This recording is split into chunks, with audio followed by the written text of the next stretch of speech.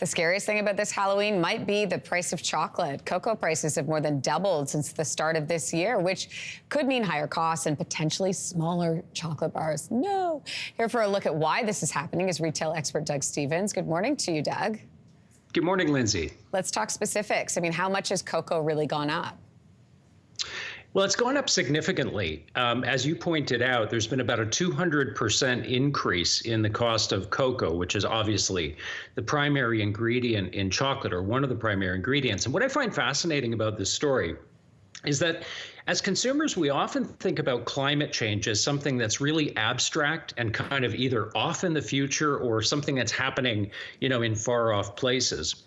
But it's really at the center of this story, because as it turns out, about 80% of all the cocoa in the world that gets used to make chocolate comes from two places, Ghana and Ivory Coast in West Africa.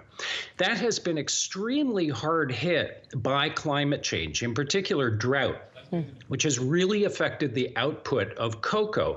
It's resulted in crop disease.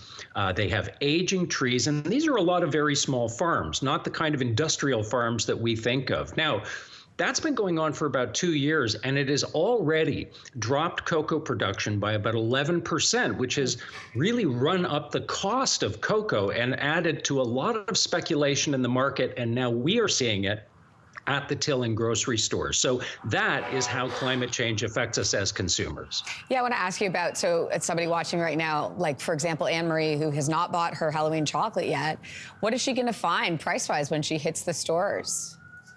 Well, this is a cost that is absolutely being passed through to the consumer. In North America, we're seeing the makers of chocolate are simply absorbing this cost coming into their business, but they are trying to recoup that at the grocery store through pricing. And what we're seeing is really two things. We're seeing the absolute price of chocolate rise, but we're also seeing, as you alluded to in the introduction, we're seeing this notion of shrinkflation. So same price, smaller product. So I think that in general is what you can expect. Now, you may also see retailers promoting different kinds of products as well, because retailers are having to get creative as well as the purchases of chocolate are dropping. So there's a lot happening in this tiny little market.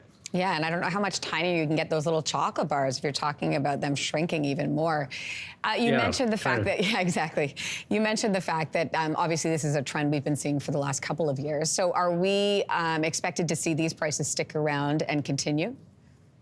Yeah, and that's a great point. And it's also a story about how long it takes to wind and unwind supply chains. So even if this climate-related issue, which they do anticipate some relief from in the near future in West Africa, even if that abates, it's still going to take some time for that production ramp up to trickle down through the supply chain. So we're probably looking at least a couple of years more of high prices in this category.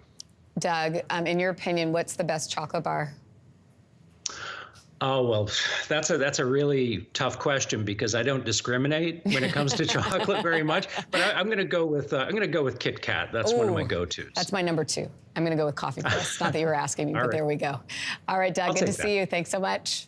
Good to see you too. Take care. If you liked that video, make sure to subscribe to the Your Morning YouTube feed, where you can find all kinds of new content posted every weekday morning.